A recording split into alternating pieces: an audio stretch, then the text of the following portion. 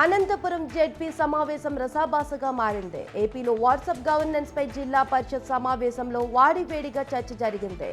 గురువారం ఉదయం జిల్లా పరిషత్ సమావేశం ప్రారంభమవగా వాట్సాప్ గవర్నెన్స్ తీర్మానాన్ని మడకశిర ఎమ్మెల్యే ఎంఎస్ రాజు ప్రవేశపెట్టారు. ఆ తీర్మానాన్ని అనంతపురం ఎమ్మెల్యే దగ్గుపాటి ప్రసాద్ బలపరిచారు.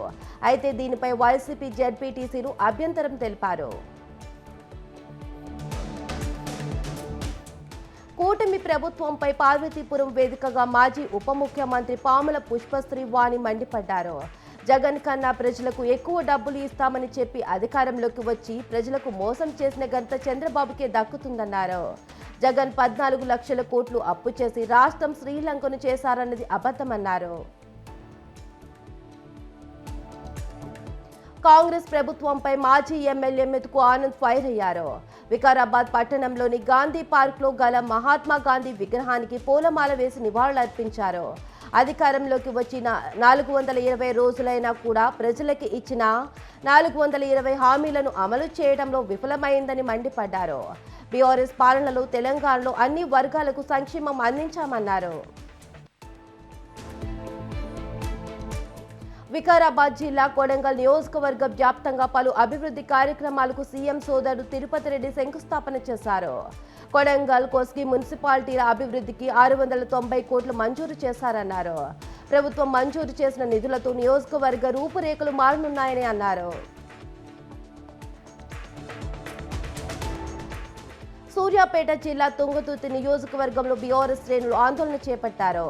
కాంగ్రెస్ ఇచ్చిన హామీలు అమలు పరిచే వరకు తమ పోరాటం ఆగదని మాజీ గాదరి కిషోర్ అన్నారు. అనంతపురం స్థానిక గాంధీ విగ్రహానికి వినతి పత్రం సమర్పించారు. కాంగ్రెస్ ప్రభుత్వంలో ఏ ఒక్క వర్గం సంతోషంగా లేదని మండిపడ్డారు. కాంగ్రెస్ పార్టీ ఎన్నికల ముందు ఇచ్చిన 420 హామీలను అమలు చేయాలంటూ బీఆర్ఎస్ ఆందోళన చేశారు. మహాత్మా గాంధీ వర్ధంతి సందర్భంగా చెన్నూరు గాంధీ చౌక్ లో గాంధీ విగ్రహానికి పూలమాలలు వేసి వినతి పత్రం అందజేశారు. సీఎం రేవంత్ రెడ్డి నిరుద్యోగులకు ఎన్నో హామీలు ఇచ్చి మోసం చేశారని మండిపడ్డారు. కార్యక్రమంలో బీఆర్ఎస్ నాయకులు కార్యకర్తలు పాల్గొన్నారు. ప్రజాపాలన పేరుకి పరిమితమైందని, ఏ ఒక్కరికి సంక్షేమ పథకాలు అందడం లేదని బీఆర్ఎస్ నాయకులు నిమ్మశెట్టి విజయ్ అన్నారు. మహాత్మా గాంధీ వర్ధంతి సందర్భంగా రాష్ట్ర బీఆర్ఎస్ పార్టీ పిలుపుతో వేములవాడ పట్టణంలో గాంధీ విగ్రహానికి వినతి పత్రం అందజేశారు. ఎన్నికల్లో ఇచ్చిన 420 హామీలు వెంటనే అమలు చేయాలని డిమాండ్ చేశారు. అధికారంలోకి వచ్చి 420 రోజులైంది కానీ 4 పథకాలు కూడా అమలు కాలేదన్నారు. వికారాబాద్ జిల్లా కొడంగల్ కాడ కార్యాలయాన్ని కేరళ గవర్నర్ రాజేంద్ర విశ్వనాథ్ ఆర్లేకర్ సందర్శించారు. వారికి వికారాబాద్ జిల్లా కలెక్టర్ ప్రతీక్ జైన్ పూల మొక్క అందజేసి స్వాగతం పలికారు. ఈ సందర్భంగా గవర్నర్ పోలీస్ వందన స్వీకరించారు. కర్ణాటక బార్డర్ సేడం వెళ్తుండగా ఆయన కాడ కార్యాలయం సందర్శించారు.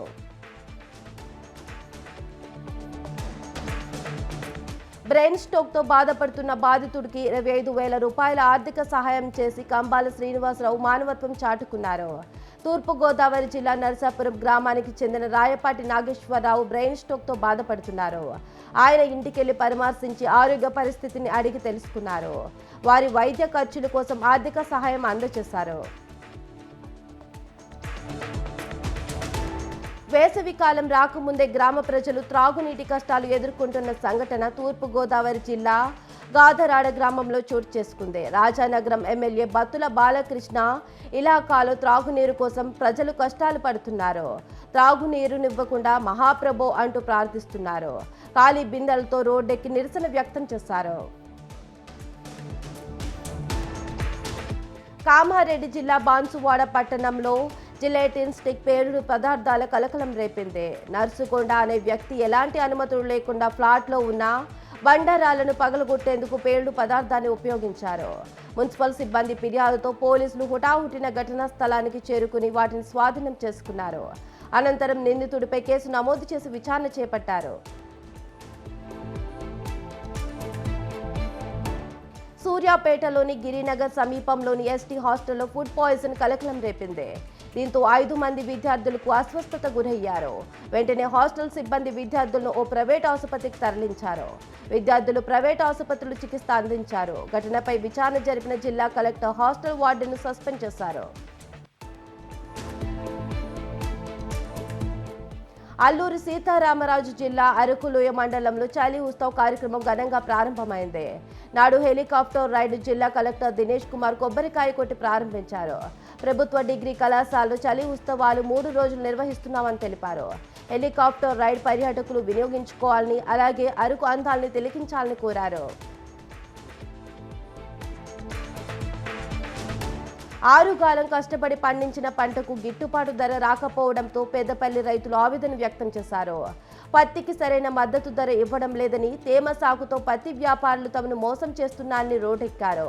వ్యవసాయ మార్కెట్ ముందు రాజీవ్ రహదారిపై నిరసన వ్యక్తం చేశారు. వ్యాపారులు అందరూ కుమ్మక్కై రైతులకు మద్దతు ధర ఇవ్వడం లేదని వాపోయారు.